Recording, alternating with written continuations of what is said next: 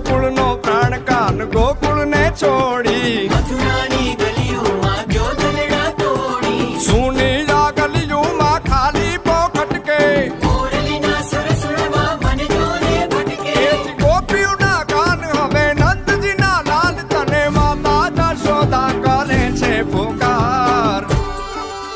એ જ અલગારી દાન કાન ગોકુળ જો ત્યાગી પછી વન રાવણ વેણુ નથી વાગી કીએ છે જેમ રંગબીની રાધા પછી વન રાવણ વેણુ નથી વાગી કીએ છે જેમ રંગબીની રાધા એ રંગબીની